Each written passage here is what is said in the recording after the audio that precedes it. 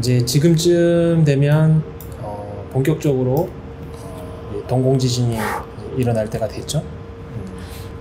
그래서 이제 학생들도 한 명 이해하는 데 있어서 어려움을 조금씩 더 겪을 수 있습니다. 왜냐하면 스피드를 조금씩 더 빨리 하기 때문에 그런데요. 이해가 안 되는 부분들은 그래도 차근히 잘 챙겨 보시면서 일단 쭉 들어보는 것을 추천을 드립니다. 그리고 이해가 안 되는 거는 이제 커뮤니케이션, 채팅창이라든지 여러 가지 방법을 통해서 이렇게 이해를 하셨으면 좋겠고요. 그래서 지난번 우리가 처음으로 Generalized Linear 모델을 이제 배웠죠. Generalized Linear 모델의 대표 주자로서 우리가 카운트 데이터를 본격적으로 시작하기 전에 혹시 질문이 있으신가요? 질문이 없습니다. 질문 있으면 채팅창에 남겨주세요. 예. 그래서 이 반응 변수에 대한 이야기를 이제 했었었죠. 반응 변수가 어떻게 돼요?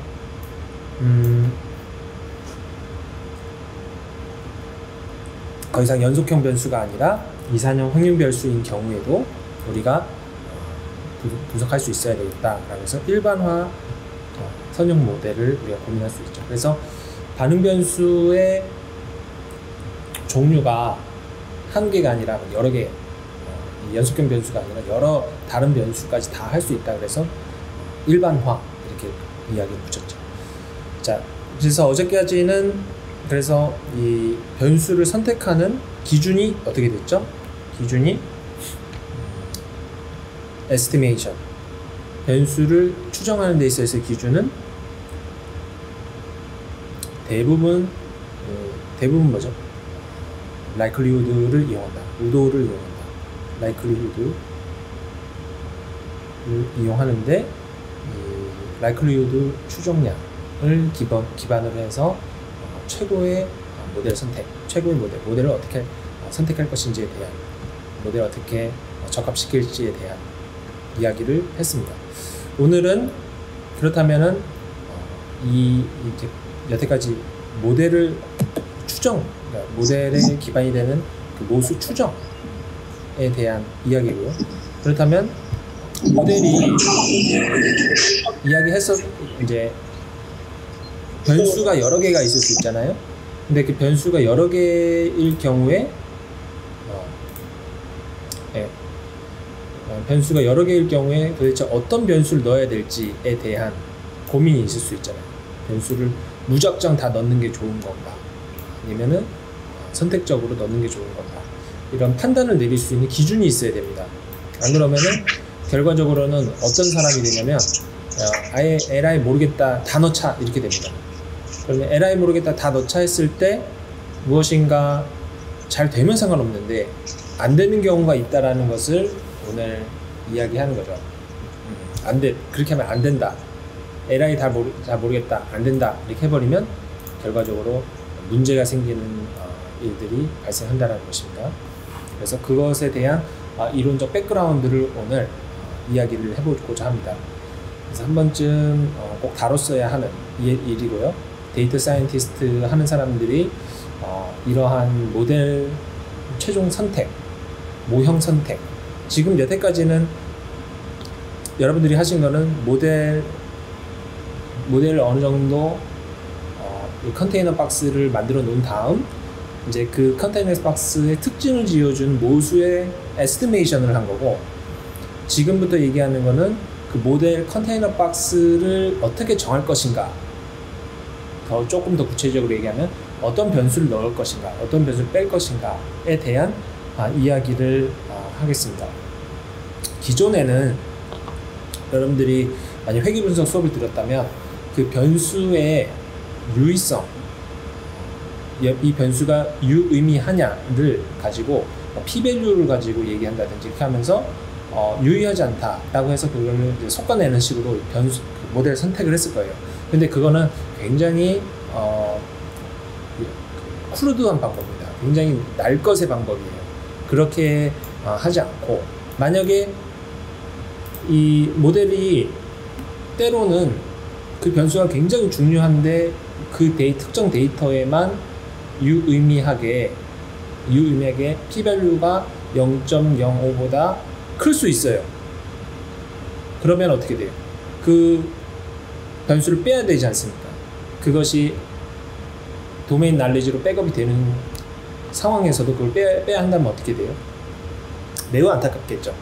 그리고 모델이 본격적으로 현상을 반영하지 못하는 그리고 왜곡된 모델이 나오게 된다는 것입니다. 그래서 어쩔 수 없이 모델의 형태는 어느 정도 도메인 날리지가 바운더리를 이렇게 잡아줍니다. 예.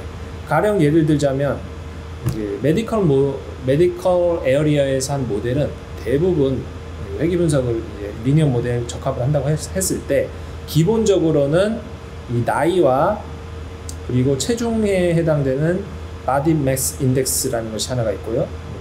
그리고 성별. 예. 이거 세 개는 기본적으로 깔고 가는 변수입니다. 가령 예를 들자면. 그래서 이런 기본적으로 깔고 가는 변수인데 만약에 그 특정 데이터에서 나이가 유의하지 않다고 해서 그 변수를 빼버리게 되면은 왜곡된 결과가 나옵니다. 이런 경우를 우리가 어떤 모델의 모양을 잡을 때 이 도메인 날리지가 백업을 해주는 역할을 해주는 것입니다. 스터디에 따라서 이 나이와 BMI와 젠더 이외에 다른 것들이 있을 수 있어요. 각 영역에 따라서. 그래서 그것은 기존에 알려진 백그라운드 날리지로 백업이 되는 것입니다. 그래서 데이터만으로는 우리가 할 수 없어요. 예, 그게 사실입니다. 그래서 그게 첫 번째고요. 이제 지금 오늘 얘기하는 모형 선택은 그러한 관점이 아니라 그거보다 한 단계 더 나간 겁니다. 그래서 일단 기본적으로 그런 중요한 변수에 대한 어느 정도의 선택이 결정되고, 그리고 나서 그 안에서 어떤 변수를 빼고 더하고 해서 이 데이터에 가장 적합한 의미 있는 모델을 선택할 것인지에 대한 내용입니다. 그래서 기본적으로는 그것 또한 likelihood를 이용해서 하기는 해요. 하지만 likelihood만으로는 부족하다라는 것이 오늘 이야기이고, 그 likelihood보다 한 단계 조금 더 발전된 기준인 이 AIC를 이용한다는 내용입니다. 자, 한 가지 여기서 중요한 주안점은, 여기서 헷갈리면 안 됩니다. 지금 초반에 여태까지 우리가 얘기한 거는 에스티메이션이에요. 에스티메이션. 그러니까 모수를 추정하는 데 필요한 기준은 likelihood예요. 끝이에요. 끝. 네. 그리고 지금부터 얘기하는 거는 모델의 셀렉션, 모형 선택입니다. 모형 선택. 네. 그래서 이 likelihood를 이용해서 에스티메이션을 한 여러 가지 모델이 있을 수 있는데, 모델 형태, 조금 더 구체적으로 얘기하자면 변수의 종류에 따라서 여러 가지 모델이 있을 수 있는데, 뭐 모델 1, 모델 2, 모델 3 있는데, 이런 모델들은 전부 다 일단 likelihood로 그 모수를 추정을 합니다. 모수 베타 1, 2, 3 이렇게 있다고 하면은 각각 다 추정을 하고, 그리고 나서 최종적으로 어떤 모델을 선택할 것인지에 대한 기준을 오늘 얘기하는 겁니다.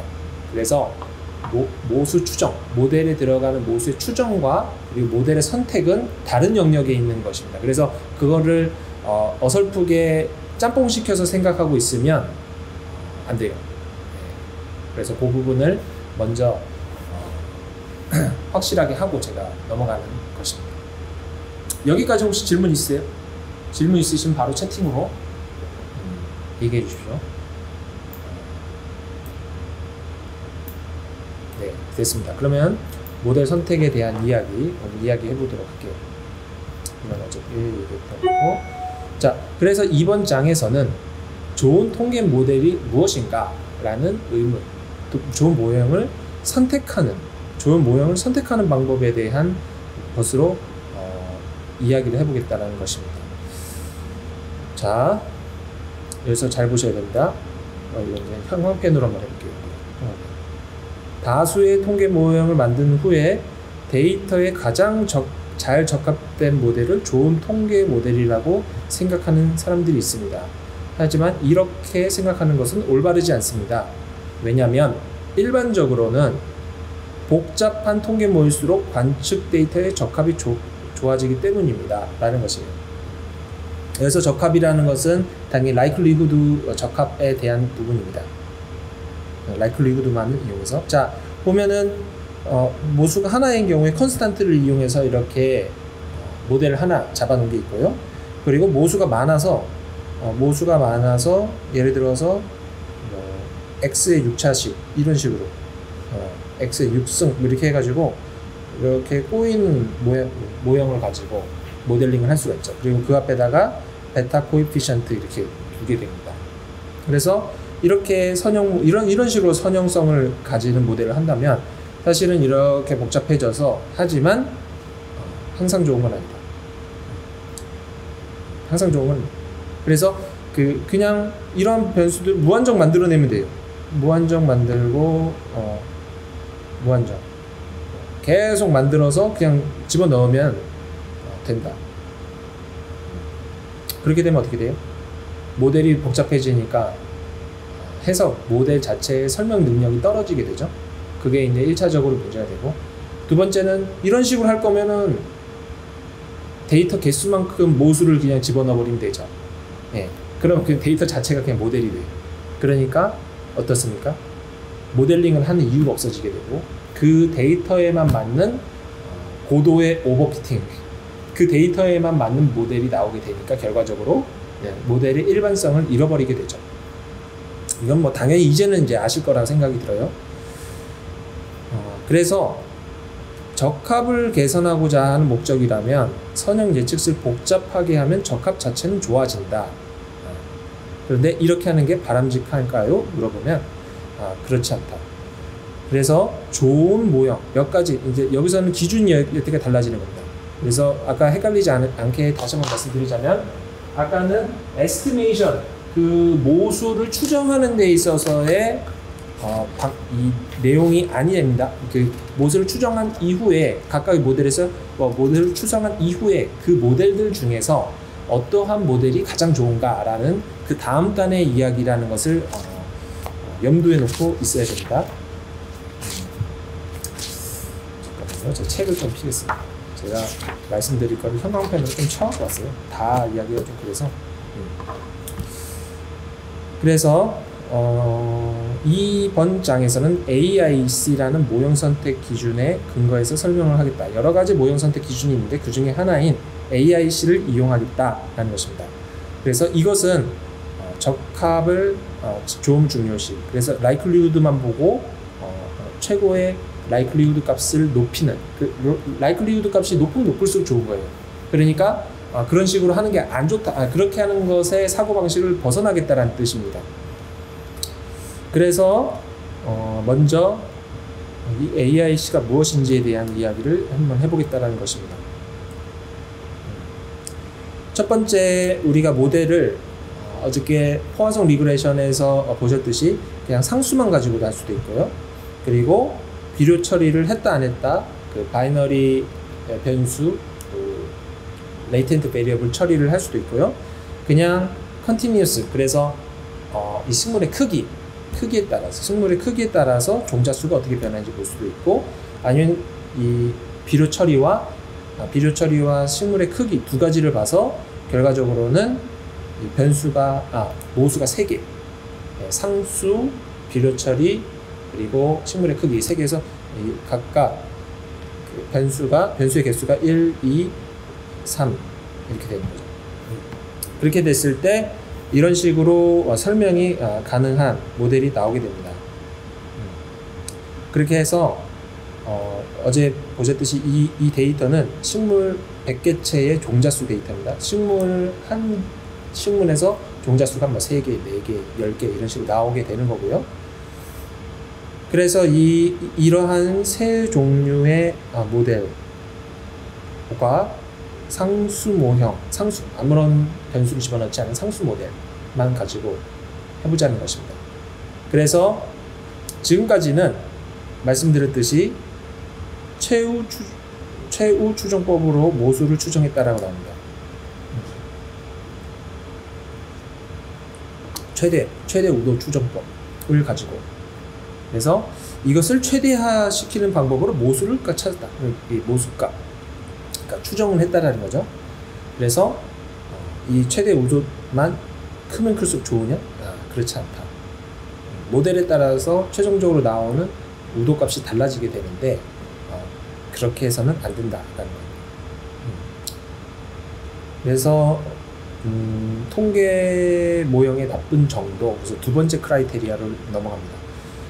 통계 모형의 나쁜 정도는 일탈도, 이제 초반에 한번 설명을 드리기는 했는데, 일단은 일탈도는 일반적으로 리그레션에서 적합한 모델과 적합한 모델 반응 변수와 관측된 관측치의 서메이션을 총하는 그런 식으로 우리가 일탈도를 설명할 수 있는데, 여기서는 그렇게 정의하지 않고 그냥 일탈도가 likelihood 펑션이다. 왜냐하면 likelihood가 크면 클수록 적합이 잘 된 경우를 데이터에 잘 적합된 모수를 찾는 거기 때문에, 그러한 관점에서 봤을 때 그냥 일탈도가 likelihood다 라고 그냥 여기서는 정의했습니다.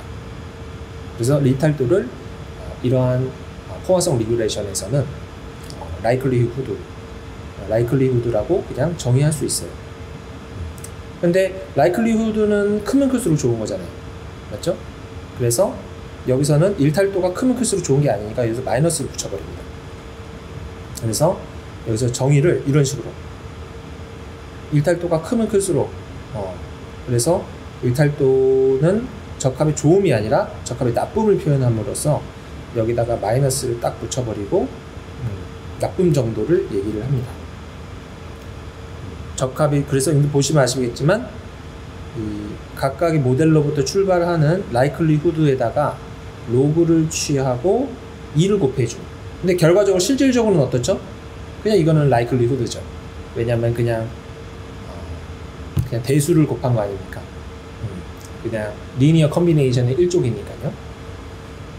그래서 이렇게 일탈도를 정의를 했다라는 것이 일단 첫 번째입니다. 일탈도는 어때요? 작으면 작을수록 좋은 거죠. 로그 라이클리후드는 크면 클수록 좋다. 작으면 작을수록 모델이 데이터에 잘 적합했다. 이렇게 이해하시면 될 것 같아요. 자, 그리고 나서 이 일탈도가 어떤지 한번 보도록 할게요. X만 가지고 있는, 그러니까 아까 식물의 크기만 가지고 있는 모형의 경우에는 최대 로그도는 이렇게 돼서 이걸 로그 취해서 곱하면 470.8 이렇게 나온다 라고 해서 어디 있죠? 근데 모델에서는 470.8이 안 나와요. 네, 그렇다. 그냥 이 지금 R 패키지를 활용해서 구하면 안 나온다. 하지만 나중에 이제 이용하게 돼요. 그래서 이 잔차 일탈도라고 해서 첫 번째는 그렇게 되고요. 네, 결과적으로는 여기 보실 바와 같이 로그 라이클리후드가 나오면은 그냥 리니어 컨비네이션에서 잔차 일탈도 구했다.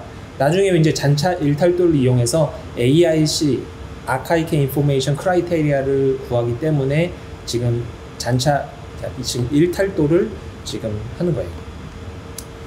최소 일탈도, 여기서 널 일탈도를 보면 널이 뭐죠? 그냥 널 하이포테시스라고 해서 뭐 아무것도 없는 거, 가장 기본형. 그렇죠. 그래서 널 모델은 컨스탄트, 그 인터셉트만 주어진 모델. 그래서 컨스탄트 항만 이제 들어간 모델이죠. 그래서 여기서 나누었던 방법은 어땠죠? 그래서 이런 식으로 그냥 모델링을 하는 거죠. 이렇게. 이 모델로 했을 때 나온 잔차 일탈도, 최대 일탈도는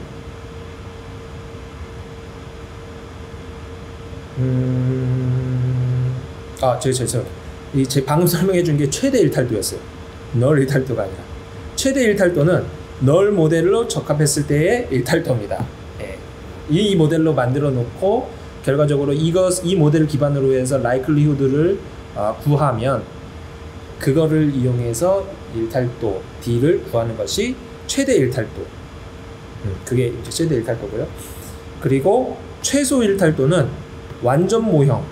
그래서 여기 이제 결과적으로 리니어 컨비네이션을 이렇게 계속 구해 나갈 수 있잖아요. 네, 리니어 컨비네이션을 이렇게 해서 쭉 구해 나갈 수 있을 때 이 모델의 모수를 샘플 사이즈만큼 가져가는 거예요. 샘플 사이즈만큼. 그래서 극단적인 경우죠. 그래서 샘플 사이즈가 100개다 그러면은 100개의 모수를 추정해요. 100개의 모수를 추정하다 보니까 사실상 그 모수가 데이터를 대변하는 현상이 일어나게 되죠. 그래서 그러한 모델을 최소 일탈도, 완전 모형. 그러면은 일탈도가 최소, 그럼 로그 라이클리후드는 최대 이렇게 되겠죠. 그리고 널 일탈도는 이 최대와 최소와의 차이입니다. 최소 일탈도와 최대 일탈도의 차이고, 그리고 잔차 일탈도는 뒤에서 설명합니다. 잔차 일탈도는 여기 잔차 일탈도는 그러니까 여기서 잔차 일탈도는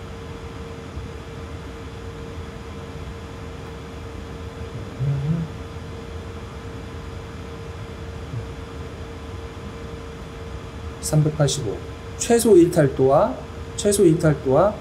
적합된 모델과의 차이예요. 최소 일탈도는 어딨죠? 네, 최소 일탈도. 네. 최소 완전 모형으로부터 출발했던 적합 이렇게 D 완전 이렇게 씁시다. D 완전과 우리가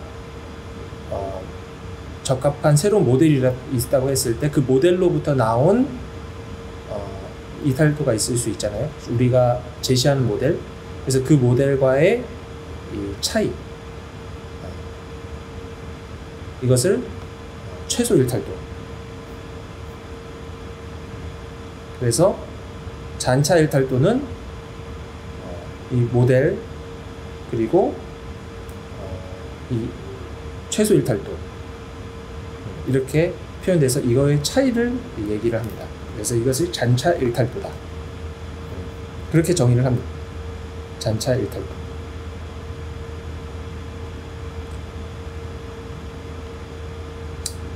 그냥 이건 쉽죠?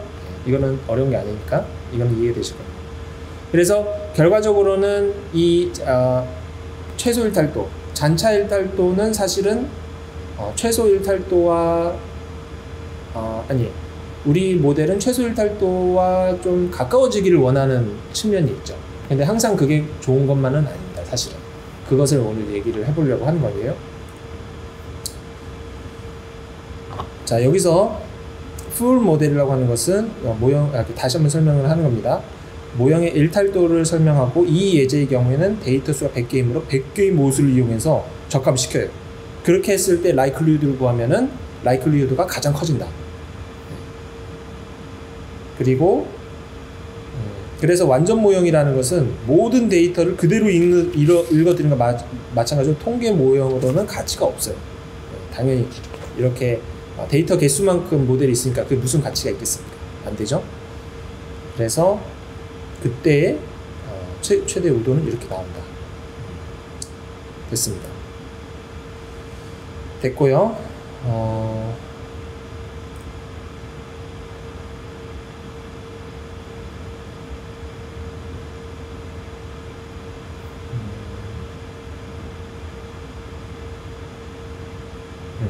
자, 잔차 일탈도라는 것은 지금의 데이터 해석으로 말하면 358을 기준으로 적합이 나쁨을 나타내는 상대적인 수치입니다. 358은 어디 있냐면 여기 최소 일탈.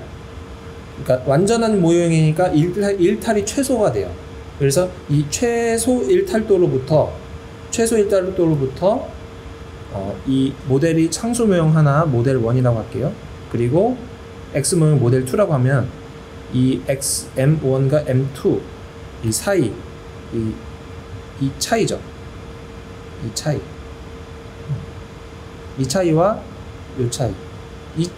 여기서 보이는 여기 빨간색으로 보이는 이거는 null deviance라고 해서 사실은 최소 일탈도 최소 일탈도가 아니라 최대 일탈도 최소 일탈도의 차이인데 여기서는 상수만 가지고 있는 거 그리고 상수 플러스 이제 x 변수를 가지고 있는 경우는 m2 이렇게. 그래서 m1과 m2의 이 상대적인 비교를 보여주는 일탈도라는 것입니다. 상대적인 수치. 그리고 여기서는 통계 모형의 모수를 늘면 잔차 일탈도가 작아진다는 것도 확인했습니다. 이 모수가 여기서는 하나였고 여기서는 모수가 두 개였잖아요. 그러니까 어떻게 돼요? 모수가 증가하니까 잔차 일탈도가 작아진다. 그래서 모수가 증가하면 증가할수록 이런 식으로 될 거예요. 점점 가다가 이 일탈도가 이 잔차 일탈도가 작아지다가 어느 순간인가 데이터 개수만큼 모수가 있으면은 이렇게 일탈도가 완전 모형으로 이루어지게 되겠죠. 그래서 이 일탈도라는 것, 이 잔차 일탈도라는 것은 상대적인 수치라는 것을 알아야 됩니다. 그러니까 이 모델이 이 모델보다는 덜 적합됐다. 이게 더 잘 적합이 됐다. 보여주는 이 일탈도만 봤을 때 더 잘 적합이 됐다고 보여주는 상대적인 수치다. 라는 이야기입니다. 이 상대적이란 말을 좀 기억을 잘 하고 있어야 됩니다. 나중에 무슨 얘기인지 다시 한번 나오게 돼요. 네, 됐습니다. 그래서 여기까지 다 됐고요. 그래서 모수의 수만 증가시켜도 잔차 일탈도가 점점점 약해지고 적합도가 향상되는 것을 볼 수가 있어요. 그래서 모수만 증가하면은 적합도가 이 일탈도만 봤을 때 이게 적합도가 향상되니까 뭔가가 말이 안 맞는 것을 알 수가 있죠. 네, 그 기준이 필요하다라는 겁니다. 그래서 여기 보시는 바와 같이 디비언스가 점점점 작아집니다. 완전 모델이 되면 될수록 이 변수가 작을수록 커지고 그 러그 라이클리후드는 반대죠. 이렇게 되면 작아지고 이렇게 되면 커지고. 자, 됐습니다. 그래서 이제 모수가 많은 수일수록 데이터의 적합은 좋아지나 그러나 이 우연히 얻어진 데이터에 대한 적합 향상을 목적으로 하는 특수화는 이게 오버피팅 됐다는 뜻입니다. 그 데이터에 특수하게 적합이 됐을 뿐 그 예측의 좋음을 저해하고 있습니다. 자, 이제부터는 예측은 머신러닝에서 특히 말하는 이제 여기서는 prediction이라고 말하고 그리고 머신러닝에서는 테스트 에러 레이트라고도 많이 얘기합니다. 그래서 우리가 가지고 있는 데이터 이외에 새로운 데이터를 가지고 적합을 시켜봤을 때 그 예측이 제대로 됐다 안 됐다에 대한 이야기가 나와야 되는데 이 AIC는 통계 모양의 적합의 좋음이 아닌 예측의 좋음을 중요시하는 모형 선택 기준이다 라는 말입니다. 예측. 그래서 테스트 셋. 테스트. 우리가 기존 모델을 만들기 위한 데이터를 트레인 셋이라고 하면 이 테스트 셋을 제대로 맞추기 위해서 우리가 최종적으로 선택하는 기준이 된다. 여러 가지 모델 중에서. 그래서 이 AIC를 이해하는 것이 되게 중요합니다. 이 AIC의 A는 아카이케라는 사람이고요. 이 사람이 이제 생각을 한 게 무엇이냐. 근데 이 아카이케라는 이 통계학자는 1970년도 정도인가요? 그때 이제 이 로그 라이클리후드를 기반으로 해서 추론이 된 모수가 있는데 로그 라이클리후드부터 추론이 된 모수가 있는데 그 모수 이게 우리가 추론을 했어요. 베타 헷 이렇게 추론했는데 여기서 이렇게 가까워져야 되는데 가까워지지 않는 그런 현상들을 발생했다는 거예요. 샘플 사이즈를 늘려도 별로 특히 샘플 사이즈가 고정이 되고 그리고 우리는 실질적으로는 무한정 샘플 사이즈 키울 수가 없잖아요. 그래서 현실에서는 이게 샘플 사이즈가 작거나 그럴 때 물론 무한정 키우면 샘플 사이즈 무한정 키우면은 물론 일반화 선형 모형에서는 unbiasedness 성질이 있습니다. 그 asymptotical하게 unbiasedness 그 성질이 있어요. 그것은 이제 리니어 모델로 해야 돼요. 이제 알아보셔야 되겠지만서도. 근데 현실에서는 바이어스가 계속 발생한다라는 거다. 현실에서는. 그래서 그 실험을 좀 이따가 이제 이 책에서는 얘기하고 있는데, 바이어스가 발생한다라는 거는 이제 중요한 문제이긴 하죠. 바이어스가 발생한다. 모델을 선택했는데 그 모델로부터 추론한 그 결과가 바이어스가 된 결과다라고 하면 어떻게 돼요? 실질적인 진실과 점점점 멀어진다는 얘기잖아요. 그럼 좀 이따가 진실과 멀어지는 결과를 계속 내린다고 한다면 어떤 문제가 생기는지 조금 더 구체적으로 말씀드릴게요. 그래서 이 아카이케라는 사람이 맨 처음에 일본에서 이제 자기가 생각을 해서 만들어낸 겁니다. 근데 초반에는 이게 알려지지 않다가 나중에 이제 학회를 통해서 국제적으로 알려졌는데, 이 일본 내에서는 이렇게 곤조가 강하신 분들이 좀 있어요. 유명한 이 통계 논문 저널들도 국제 저널에 내지 않고 그냥 국내에서 내고 그냥 끝내버리는 경우가 상당히 많고요. 그리고 통계는 일본에서 많이 발전이 되어 있고 현재도 이제 뛰어나신 분들이 많이 있어서 이 내부적으로 이렇게 강력한 커뮤니티를 구성해서 공부하고 계신 분들입니다. 이 책도 그 중에 한 분, 후보 다쿠야라는 분이 쓰셔가지고 정말 좋은 책인 것 같아요. 만약에 이 책이 한글로 번역이 안 돼 있다라고 했으면 어떻게 됐을까요? 영영 역사 속으로 묻어지게 되고 일본 사람들만 이 책을 잘 일본 사람들만 알게 됐을 거예요. 근데 이 책이 되게 훌륭한 책입니다. 제가 봤을 때는 여러 가지 인사이트나 이런 것들, 그리고 초보자분들이 통계 모델링이라는 걸 어떻게 접근해야 되는지에 대한 이 통계학자가 얘기할 수 있는 최고의 쉬운 설명으로 한 책이지 아닌가, 네, 그런 생각이 들어요. 그래서 이 곤조가 강하신 분들인데 이분이 하필이면 책을 잘 이렇게 써주시고 해주셔서 우리가 쉽게 이야기를 해줄 수 있는 부분이 생겼습니다. 어쨌든 여러분들도 그렇게 소위 말해서 통계 부심을 가지고 공부를 좀 하시기를 좀 바라는 바입니다.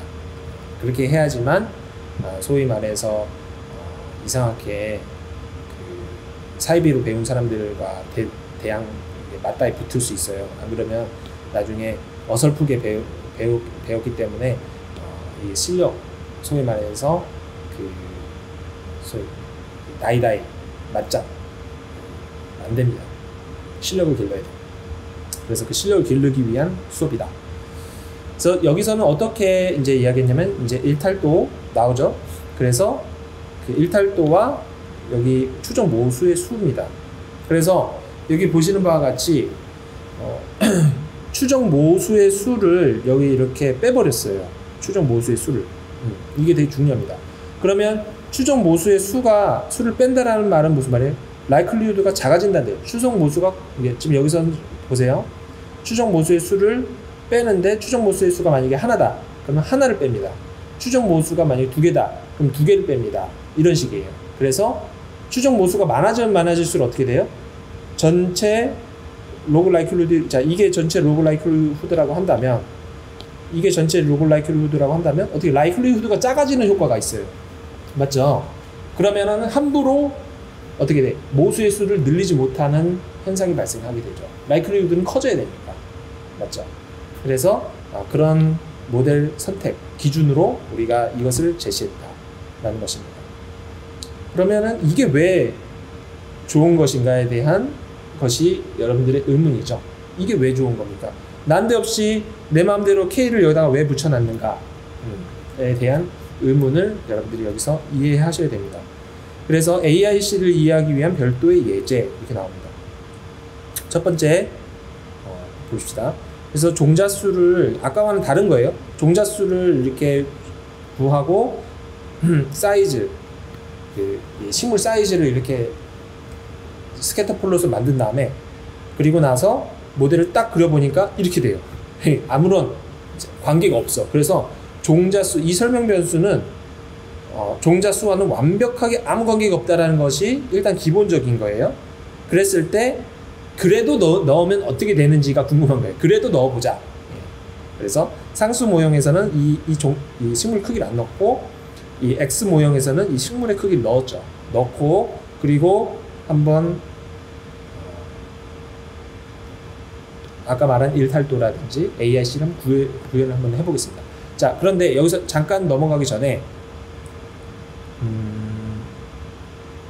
이 상수 모형 첫 번째 모델과 X 모형은 내포되어 있는 관계다라는 겁니다. nested relationship이라고 합니다. 그래서 이 내포되어 있다. 왜냐하면은 상수 모델이 이렇게 되어 있고 그리고 새로운 모델은 이런 식으로 되어 있다는 겁니다. 변수. 그러면 이건 어떨까요? 이 1 또 새로운 변수를 했다고 했을 때 이것도 내포된 모형이죠. 왜냐면 이 변수가 여기 안에 있으니까. 그러면은 이 모델과 이 모델은 네스티드 된 건가요? 뭐죠?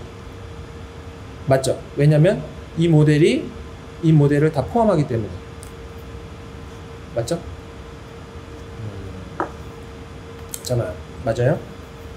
그래서 네스티드 모델인데 이 네스티드 모델이 왜 중요하냐라는 것이 뒤에 나옵니다. 그래서 이거는 상식적으로 하나 알아둬야 됩니다. 네스티드 모델은 우리가 지금 하는 거는 상대 비교이기 때문에 이거 되게 중요해요. 상대 비교. 상대적 비교. 이거 꼭 지금 계속 중요한 개념이 산탄총으로 막 지금 쏘고 있어요. 그래서 조금 이게 빨리 진행이 되기 때문에 여러분들이 이거 한번 들은 거를 꼭 나중에 복습해서 알고 있어야 됩니다. 네스티드 모델이라는 이 컨셉을 하나 알고 있어야 되고 질문이 하나 있는데 이 앞에 이 왜 붙이느냐라는 말이 나옵니다. 이 초불 라이크리도 이 일단 기본적으로는 왜 곱하냐면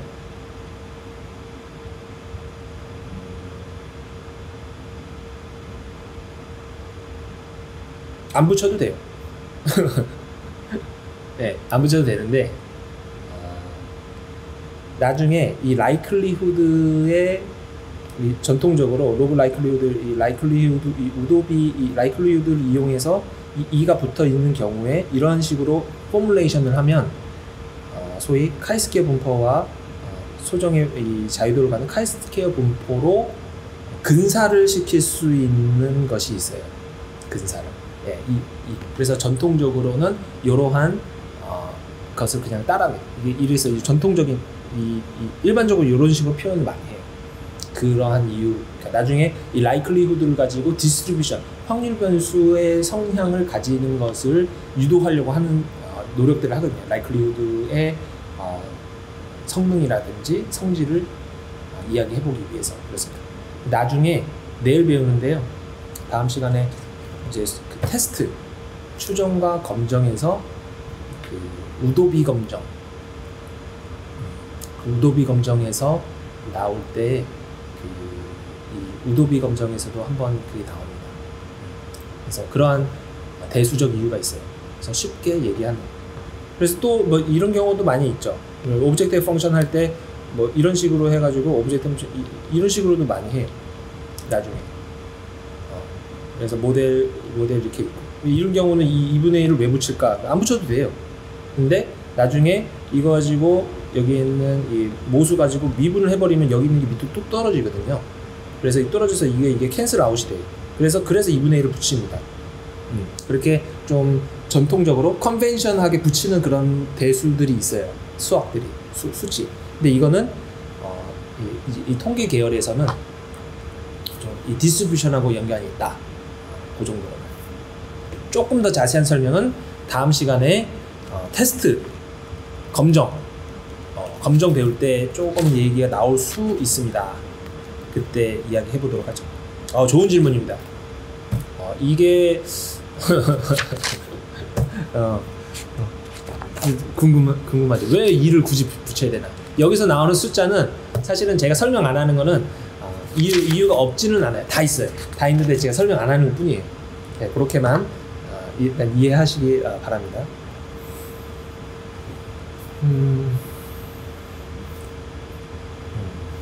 그래서 그냥 붙이는, 멋으로 붙이는 경우는 없다. 여기서 보는 요 K, 저는 맨 처음에 이 K가 도대체 왜 K를 해야 되나, 추정 모수일수, 이 추정 모수일수를 왜 그냥 했을까, 왜 K일까, 이런 궁금했거든요. 이것도 멋이라고 생각했는데 멋이 아닙니다. 다 이유가 있어요. 자, 그러면 자, 저 네스티드 모델 얘기했습니다. 그러면 AIC로 선택한 모형은, 자, 이제 질문이 AIC로 모델 선택을 했어요. 그러면 뭐가 좋을까? 이렇게 되죠. 뭐가 좋아? 무엇이 좋은 것일까? 그리고 왜 이렇게 만들었을까? 이런 궁금한 점들이 있죠. 자, 그랬을 때, 자, 바이어스, 데이터의 적합 조민 최대 우월 바이어스를 봐야 됩니다. 여기서 우리가 바이어스 보정의 관점을 한번 봐야 되고요. 이러한 내용을 얘기해주기 위해서 그리고 평균 로그도를 도시하면서 바이어스를 한번 봐야 돼요. 바이어스 보정 방법론. 이 바이어스 보정 방법론은 뭔지에 대한 이야기를 지금부터 좀 얘기해 보겠습니다. 그래서 이 두 가지 이야기를 좀 해볼 수가 있어요. 통계 모형의 예측의 조음은 평균 로그 우도를 가지고 얘기해 볼 수가 있습니다. 지금 잘 보세요. 우선은 우리는 모델이 이렇게 데이터가 있다고 했을 때 참값이 이렇게 존재하는 베타가 있다고 한다면 우리가 가진 데이터는 여기가 최대 우도 추정량을 갖기 때문에 2.08이 아니라 2.04로 우리가 예측을 한다 이 말입니다. 그래서 이 추정치와 참값과의 차이를 바이어스라고 그러죠. 그래서 차이가 발생합니다. 근데 일반적으로는, 자, 여기서 헷갈리지 말아야 되는 게, 일반적으로는 우리가 데이터 분석할 때 참값을 알 수 있느냐? 모르죠. 근데 이거는 시뮬레이션 환경 하에서 얘기하는 거예요. 그래서 참값을 안다고 생각했을 때, 자, 어제 잠깐 말씀드렸듯이 참값을 안다고 생각했을 때 그 참값을 아는 그런 상황에서 데이터를 샘플링을 해버려요. 그리고 나서 우리가 모수를 추정을 해요. 물론 이 과정은 우리가 그냥 이미진, 그냥 상상하는 것 뿐이에요. 그렇다고 해서 가정을 하는 것입니다. 자, 이 과정을 해서 나타난 이 최대 로그 우도는 이 모수 추정에 대한 데이터에 대한 적합이 좋은 거예요. 그 데이터에 대해서 이 모델로 했을 때 최고로 잘 적합을 시켰다라는 것입니다. 그런데 여기서 좀 중요한 얘기가 나오죠. 그런데 옆에, 즉 최대 우도, 여기서 보자. 최대 우도라는 것은 추정된 통계 모형이 참 통계 모형과 닮아 있는지가 아니고 우연히 어쩌다가 얻어진 관측 데이터에 대한 적합 정도를 나타내는 것입니다 라는 거죠. 여기서는 그렇다는 거예요. 여기서는 우연히 데이터를 수집했어요. 근데 그 수집이 그 수집을 했는데 어때요? 참값과 비교를 해요? 참값과 비교 안 하잖아. 비교하는 게 아니라 그냥 적합 정도만 얘기하는 거예요. 자, 여기서 이해를 잘 하셔야 됩니다. 그냥 데이터를 뽑았는데 그 데이터를 가지고 로그 라이클리후드를 구했어. 그랬는데 그게 숫자가 뭐 120이 나왔어. 그러면 그냥 120 정도 됐구나 라고 얘기하는 거예요. 그렇죠? 그런데 만약에 여러분들이 신이야, 여러분들이 신이라서 참값을 아는 사람이야. 그래서 참값의 모델로부터 출발하는 어떤 로그 라이클리후드가 있다고 칩시다.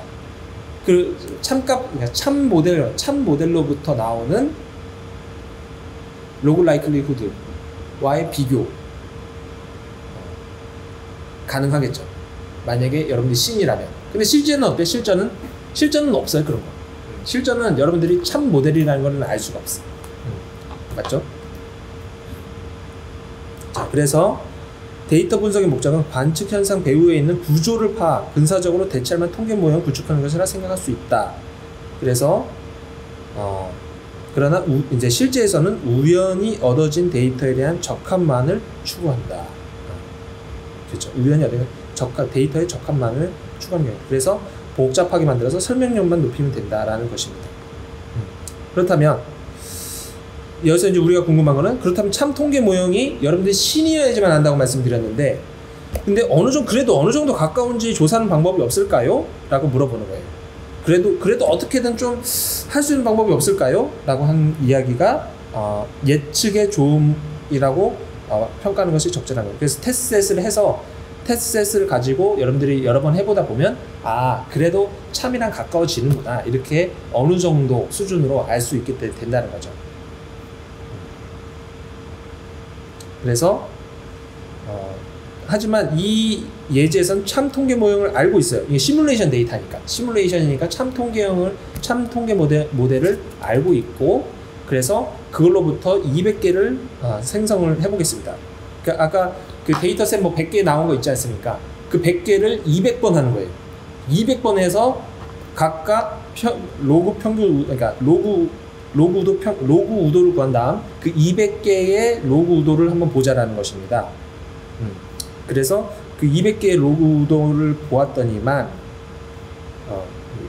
로그 우도를, 그래서 평균 로그 우도를 이렇게 표기하겠습니다. 그래서 지금은 우리가 참 통계 모델을 알고 있으니까 그걸 기반으로 해서 200번을 추출을 해요. 200개의 데이터셋을 만들어요. 그리고 나서 평균 로그 우도를 우리가 구해보는 것입니다. 그리고 그게 일단 참값이라고 해봅시다. 그리고 그 참 모형으로부터 예측이 얼마나 잘 됐는지 한번 이야기해 보도록 하겠습니다. 여기까지 질문 혹시 있을까요? 여기까지. 없으면은, 자, 그런데 결과가 되게 재미있는 결과가 나옵니다. 재미있는 결과가, 관측 데이터, 아까 맨 처음 시작했던 것은 120.6인데 로그 평균 우도는 122.9야. 그러니까 어떻게 돼요? 이게 더 커. 관측 데이터로부터 나온 그 적합 결과가 로그 평균 우도보다 커. 무슨 얘기예요? 관측 데이터로 추정된 모형은 적합의 조음이 과대평가가 됐다라는 것이에요. 이 모델을 가지고 계속 조사 반복하면은 평균적인 성적은 별로 안 좋아질 거야. 평균적인 성적이 아니라 이 모델이 실질적인 진실을 표현하는 데 있어서 적합하지 않다라고도 얘기할 수도 있어요. 과대평가돼 있다. 그런데 이 적합의 조음이 항상 과대평가되어 있는 것만은 아니에요. 적합된 때로는 나쁘게 되는 경우도 있겠죠. 랜덤하게 막 이렇게 데이터가 뽑히니까 실제적 진실과 관계없는 여기 멀리 떨어져 있는 데이터만 예를 들어서 뽑혔다 그러면 어떻게 돼요? 실제 진실이 보여지는 결과와 멀어지게 되겠죠. 그래서 이러한 경우를 보면, 그래서 이 그림이 좀 중요한데, 이 값이 지금 세로로 돼 있어서 좀 그런데 이걸 어떻게 못 봤구나. 회전. 됐습니다. 회전 기판. 좋습니다. 그래서 여기 평균적으로 여기 이렇게 되는 거죠. 그랬더니만 결과적으로는 우리가 관측한 데이터는 로그 우도가 이거보다 더 커. 그래서 이 데이터는 진실을 보여주는 데이터로부터 그러니까 진실을 보여주는 모델로부터 너무 과대하게 좀 이렇게 로그 라이클리후드가 추정됐다. 로그 라이클리후드가 도출되었다. 이렇게 이야기를 하는 거죠. 그래서 결과적으로 이 베타의 값을 조금씩 변화시킬 수 있겠죠. 베타의 값을 참 트루 값의 이 베타의 값을 변화시키면서 데이터를 또 200번 추출을 해서 구합니다. 200번 추출해서 이 평균 로그 우도를 구해요. 평균 로그 우도를 구하면 이러한 평균 로그 우도가 나오게 되고, 평균 로그 우도가 나오게 되고, 평균 로그 우도, 그리고 우리가 가지고 있는 데이터를 가지고, 우리가 이제 초반에 가지고 있는 데이터가 있었죠. 그 데이터를 가지고 보면은 때로는 과소 추정이 되기도 하고, 그리고 때로는 과대하게 이렇게 나오게 됩니다. 그래서 이 차이가 발생하게 됩니다. 여기서 말하는 거는 로그 라이클리후드의 참 모델로부터 출발하는 값이 진실이라고 했을 때 그 진실과 그 데이터로부터 출발한 로그 라이클리후드의 차이예요. 자, 그러면 이게 지금 로그 라이클리후드의 차이가 나니까 어때요? 보정을 해주고 싶잖아요. 왜냐면은 모델을 선택하는데, 자, 여기서 나온 이야기의 인사이트가 되게 중요합니다. 인사이트가 뭐냐? 로그 라이클리후드만 가지고 모델을 선택하면 좋다, 안 좋다. 예. 좋을 수도 있고 안 좋을 수도 있으니까 불완전하다라는 것이 여기서의 메시지예요. 지금은 로그 라이클리후드만 가지고 했잖아요. 아까 일탈도만, 이 평균 로그 우도만 가지고 했으니까. 아니, 그냥 라이클리후드만 가지고 했으니까. 근데 라이클리후드만 가지고 했더니만 이 참 모델에 가까워질 때도 있지만 이렇게 잔차가 멀어질 때도 있다라는 거예요. 예, 멀어질 수 있어요. 진실과 멀어지는 모델로 만들어지게 되면 그 모델로 프리딕션을 하면 잘 안 맞습니다. 그게 문제예요. 예측이 안 돼요, 잘. 예, 예측이 잘 안 되니까 결과적으로는 이 이야기는 무엇이냐? 라이클리후드만 가지고 모델을 선택하는 것은 불완전하다라는 것이 메시지예요. 그러면 이 라이클리후드 말고 또 다른 기준이 있어야 되는데, 그 기준이 무엇이냐? 이 바이어스를 보정을 해준 모델이면 괜찮겠죠. 그래서 바이어스가 이렇게 있어서 바이어스를 이렇게 밑으로 끌어내고, 바이어스를 끌어내서 이렇게 최대한 이 참 모델에 가까워지게 만드는 보정된, 바이어스가 보정된 라이클리후드라면 그게 좋겠죠. 그게 더 참 모델에 가까워질 테니까. 그게 무엇이냐? 그게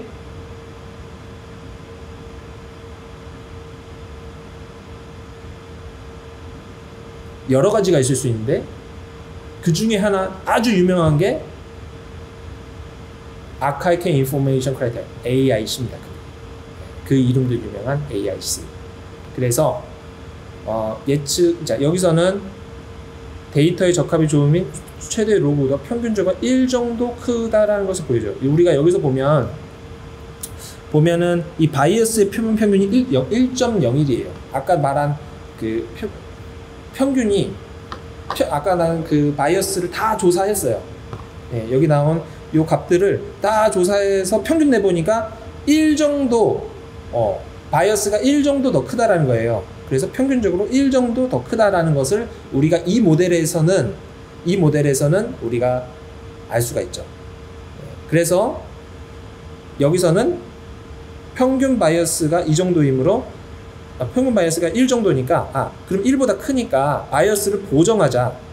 라이클리후드 값만 가지고 모델을 선택을 하는 게 아니라 보정된 값으로 하자. 이렇게 해서 마이너스 1을 빼줄 수가 있어요. 이렇게 되면 우리가 보다 더 참 모델에 가까워지는 모델로서의 그 통계 모형을 선택할 수 있는 좋은 기준이 된다라는 것입니다. 그래서 여기 보면은, 근데 최후 수정에 대한 모수가 K의 경우 평균 우대 추정량은 이거이다 라는 사실 일반적으로 도출이 되어 있어요.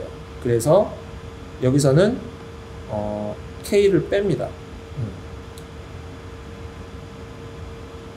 K를 빼고 평균 로그 우도 추정량에 해당되는 것이 이미 실험적으로 일반적으로 알려져 있어서 K를 빼. 그래서 이 모수의 개수만큼 이걸 빼게 되고 거기다 마이너스 2를 곱해갖고 이게 AIC의 정의가 최종적으로 됩니다. 그래서 여기는 바이어스가 코렉션이 된 이 모델 선택 기준이다 라는 것입니다. 알겠죠? 그래서 기본적으로 AIC를 여기서 이용을 하는 겁니다. 자, 아까 말했듯이 근데 AIC를 가지고 모수 추정을 하는 건 아닙니다. 모수 추정 라이클리후드 하나만 가지고 하는 거예요. 그래서 이거는 모델 선택의 영역이라서 그 다음 단에 해당하는 것이다 라고 보시면 되겠습니다. 자, 그런데 문제는, 자, 지금부터 얘기하는 거는 약간 고급, 그냥 듣고 그런 게 있구나 하고 그냥 받아들이셔도 되고요. 아니면은 뭐 그냥 좀 더 이해해 보셔도 괜찮아요. 여기서부터 재밌는 얘기예요. 자, 그런데 아까는 표본평균 지금 1이라고 했는데, 자, 보니까 여기서도 신기하게 1이에요. 표본평균 1 차이가 나요. 그런데 그 개수만큼 하기로 했으니까 모수 개수. 그런데 이 분산이 어때요? 크다. 자, 이런 인사이트를 가지고 여러분들이 그 탐색적 데이터 분석을 잘해야 되는 이유가 그런 거죠. 표본평균이 1인데 지금 분산이 이렇게 만약에 되어 있으면 그나마 좀 내가 받아들일 수 있겠어요. 그래서 여기가 분산이 작아. 근데 지금 우리가 가지고 있는 이 바이어스가 어때요? 분산이 엄청 커. 예, 분산이. 그래서 평균이 사실은 신뢰성을 갖기가 되게 어려워요. 표준 오차가 엄청 커요. 이래서 어떻게 해야 될까요? 우리가 이 추정량을 받아들이기에 표준이 크니까 이제 고민이 생기기 시작하죠. 이거를 그러면은 잠깐만, 이거 평균 그냥 받아들이는 게 말이 돼? 이런 얘기 하는 거죠. 이거 평균. 이렇게 알려져 있다고 하지만 이렇게 분산이 자기 맘대로 죽 끓듯이 왔다 갔다 하는데 이걸 그냥 받아들여? 네. 근데 보통은 그냥 받아들이죠. 네. 이런 고민도 안 하죠, 사실은.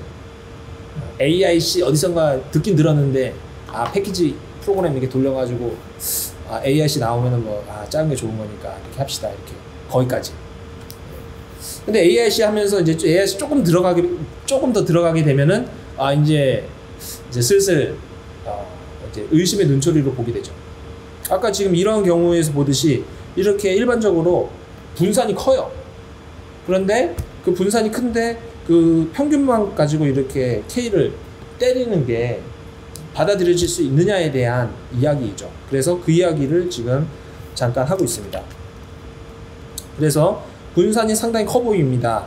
그럼에도 AIC로 모델 평가를 하는 것이 좋냐 라고 물어보니까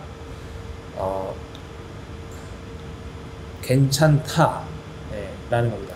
괜찮다. 이거는 이제 상대적인 비교입니다.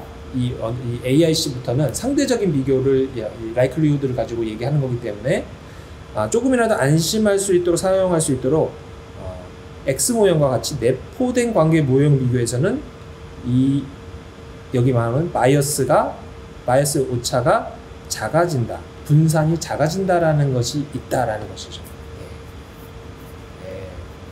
그래서 아까 얘기한 네스티드 모델이 그래서 중요한 겁니다. 이거는 상대적인 비교를 하는 것이기 때문에 상대적인 비교를 하는 데 있어서 네스티드 모델인 경우에는 이 바이어스의 차이가, 바이어스 간의 이 오차가 그렇게 크지 않다라는 것이 이 내용이에요. 그래서 여기 보시는 것 같이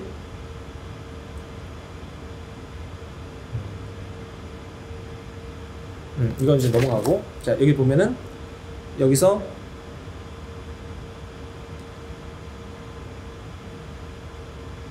평균 최대 로그 이 상수 모형과 모형의 차이 실험의 예. 그래서 최대 로그 우도와 평균 로그 우도와의 평균 로그 우도와의 차이가 결과적으로는 크지 않다라는 거죠. 대부분이 여기 이렇게 몰려 있고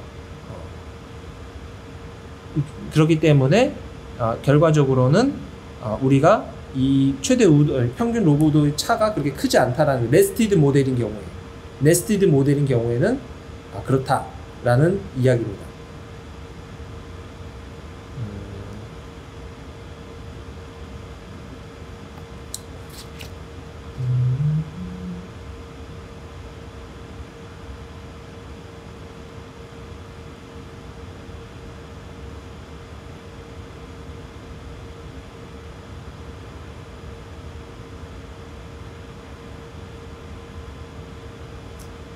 4.10 4.10이 어딨죠?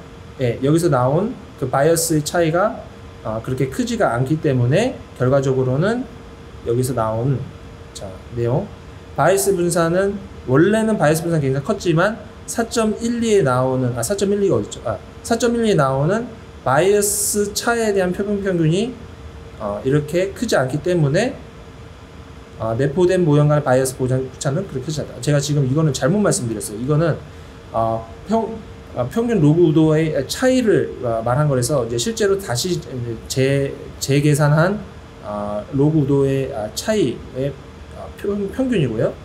여기서는 바이어스 차이, 아까 말한 네스티드 모델이 된 그 두 가지의 네스티드 모델에서 출발한 경우에 그 바이어스에 서로 간의 차이가 있을 거 아니에요? 그 차의 표본 평균이 1이고 대부분 0에 그냥 박혀 있죠. 그렇기 때문에 내포된 모델의 경우에는 AIC는 유용한 모델 선택이 경우가 될 수 있다라는 것입니다.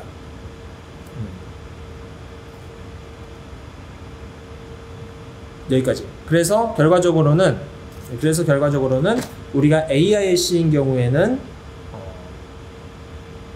그렇게 할 수 있다라는 겁니다.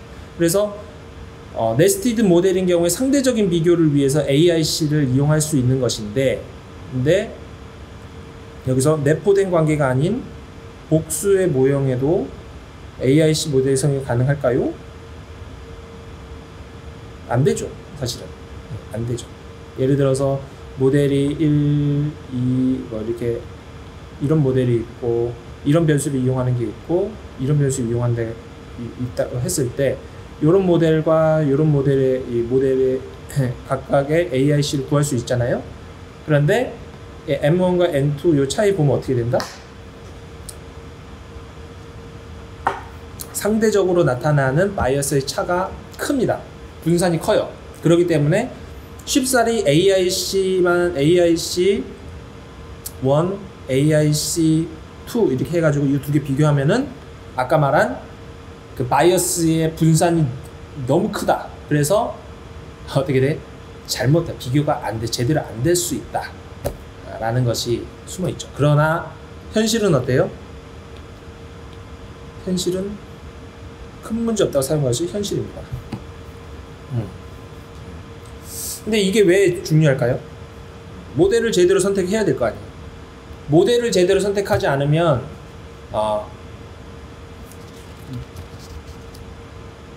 뭐가 문제가 되죠?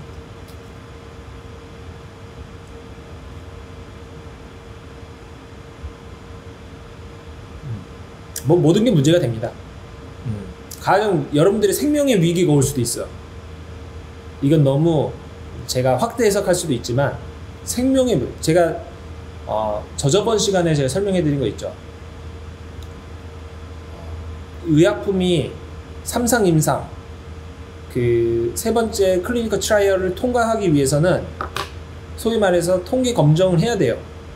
예, 통계. 그래서 유의미한 차이가 있다라는 것을 얘기해 주기 위해서 이러한 검정력 하에서 소위 이 의약품이 유의미한 차이를 가져왔다라고 이야기하기 위한 통계 모델이 필요하단 말이에요. 그런데 그 통계 모델에 들어가는 이제 모델이 정해지고 그리고 그것에 기반해서 샘플 사이즈를 구하게 되죠. 근데 샘플 사이즈가 예를 들어서 뭐 이 통계학적인 원리에 의해서 결정지었다고 합시다. 그런데 그리고 나서 결과적으로 이 모델이 여기서 나온 의약품의 효과가 있어서 백신, 파이자, 모더나, 오케이, 승인 이렇게 할 수 있다 이 말입니다. 하지만 그 모델에 나타나는 그 이펙트 사이즈를 우리가 말씀드렸죠. 이펙트 사이즈와 통계적 검정력과 샘플 사이즈 세 개는 맞물려서 움직이게 되는데 이제 거기서 나오는 그 이펙트 사이즈를 결정하는데 기본적으로 통계 모델이 들어가게 돼요. 그런데 그 통계 모델을 여러분들께서 얼마든지 현실에 맞지 않은 통계 모델을 쓸 수 있다 이 말입니다. 현실에 맞지 않는 그 바이어스가 있는 모델을 선택해서 나온 결과를 가지고 이펙트 사이즈를 결정짓고 그 이펙트 사이즈를 가지고 잘못된 이펙트 사이즈, 바이어스된 이펙트 사이즈를 가지고 잘못된 샘플 사이즈를 구하게 되면 그것에 기반으로 해서 나타난 그 의약품의 효과가 왜곡되고 바이어스된 결과가 될 수 있다라는 이야기죠. 그러는 바람에 왜곡된 결과와 바이어스가 된 결과를 바탕으로 삼상 임상을 승인하고 그게 결과적으로 우리나라까지 날라와서 백신을 맞고 부작용이 일어날 수 있다 이 말입니다. 확률을 얘기하는 거예요. 확률. 그러면 이 기본적으로 우리 특히 이 의약품에 있어서 이 임상 허가를 내는 데 있어서 통계 군단들이 어떻게 보면은 그 마지막 보더라인에서 최후의 방어를 하고 있단 말이에요. 이게 문제가 생기면 안 되니까. 최상은 사실은 의약품 만든 사람들은 이게 다 통한다 이렇게 주장을 최고 좋다고 얘기하지만 이 통계하는 사람들은 하한을 얘기해야 돼. 이거 최소한 이 정도는 돼야 된다. 하한을 깔아주는데 그 하한을 어떠한 통계 모델을 기존에 사용하느냐에 따라서 그 하한이 결정이 된다고. 그런데 그 하한을 그 통계 모델을 결정짓는 것에 매우 중요한 요소 중에 하나가 두 가지죠. 모델 추정하는 방법이랑 그리고 모델 셀렉션, 좋은 모형을 선택하는 방법. 모델 셀렉션. 그래서 오늘 배우는 모델 셀렉션이잖아요. 모델 셀렉션의 방법이 만약에 잘못됐다. AIC에 대한 공부 안 하고 AIC가 작으면 무조건 좋은 건데요. 그렇게 현실에서 그렇게 계속 이루어진다면 어떻게 돼요? 왜곡된 현실이 계속 누적이 되면서 그걸 기반으로 해서 이펙트 사이즈가 결정이 되고 그걸 기반으로 또 임상시험이 나가겠죠. 악순환이 계속 반복이 되겠죠. 한번 제대로 이 통계 모델을 결정짓고 그 룰이 딱 유지가 되는 것이 맞춰진다면은 앞으로도 계속 문제가 안 생길 텐데 한번 바이어스된 방법을 가지고 계속 간다면 계속 이상한 방향으로 갈 거 아닙니까? 기존에 있는 거 다 뒤집지 않은 이상 기존에 이것이 의미가 있는 것이라고 생각하면서 계속 갈 거고 계속 누적이 돼요. 지식은 계속 누적이 돼요. 근데 바이어스된 지식이 계속 누적이 돼요. 굉장히 통계학자로서 사명감을 가져야 되겠죠. 현장에 나가서 AIC가 작아서 좋습니다. 이렇게 하면 안 되는 로그 여기 잔차 일달도가 작으니까 좋습니다. 이렇게 얘기하면 안 된다. 그러면 이제 이 통계 공부한 사람으로서의 양심에 어긋나는 행동이 될 수 있습니다. 그래서 이 많은 사람의 생명을 왔다 갔다 할 수 있을 정도로 중요한 문제가 지금 공부하는 거예요. 그냥 가볍게 공부하시면 안 됩니다. 이 통계 특히 데이터 사이언티스트 하시는 분들은 자기가 하는 것이 향후에 우리 후세대에도 그대로 이어지는 결과로서 남는 그런 결과물들을 계속 만들어내는 사람들이기 때문에 이 방법론이나 이런 기본 원리에 대해서 고민 안 하고 그냥 구글에서 있는 거 그냥 복붙해서 한다든지 그냥 뭐 네이버 지식인에서 배워서 하는 블로그 브런치 이런 거 보면서 하는 그런 공부로 만약에 하면은 안 된다. 그러면 안 된다. 그러면은 양심이 어긋난 행동이다. 내가 얼마나 중요한 문제를 하는지에 대한 인지를 못하고 있는 거죠. 그래서 근데 아마도 큰 문제가 없을 거라고 생각하는 것이 현실입니다. 그러면 안 되죠. 그래서 오늘 AIC 그래서 결과적으로는 여기 보시는 바와 같이 최대 로그 우도 모수의 숫자를 이렇게 증가시키면 이게 올라가요. 근데 무의미한 모수를 추가해도 이 최대 로그가 올라간다는 것이 문제라는 거죠. 그러면 왜곡된 결과를 또 나타나게 해요. 왜곡된 데이터 분석을 하게 된다. 왜곡된 데이터 분석을 하게 되면 사회가 왜곡될 수 있다. 하지만 효과가 있는 모수의 추가를 하는 건 괜찮아요. 아무거나 막 추가하지 않고 효과가 있는 것에 대한 모수를 추가하면 역시 최대 로그 우도는 올라가면서 좋은 모델이 되겠죠. 맞죠? 하지만 평균 로그 우도보다는 로그 우도는 자 여기 보시는 것 같이 무의미한 모수를 추가하는 바람에 평균 로그 우도가 떨어질 수가 있어요. 예. 이러한 모델로는 진실을 왜곡시킬 수 있다는 얘기예요. 근데 효과가 있는 모수를 추가하면 평균 로그 우도가 이렇게 올라갑니다. 예. 이것보다 이렇게 올라가게 되죠. 예. 이렇게 올라가게 되면 사실 이건 제대로 된 거죠. 예. 진실값보다 더 좋아지는 모델로 가는 거니까. 맞죠? 그래서 효과가 있는 모수의 추가를 해야 됩니다. 효과가 있는 모수 추가. 무의미한 모수를 추가를 하면 안 돼요. 그래서 그런데 우리가 실전에서는 무의미한지 효과가 있는지 사실은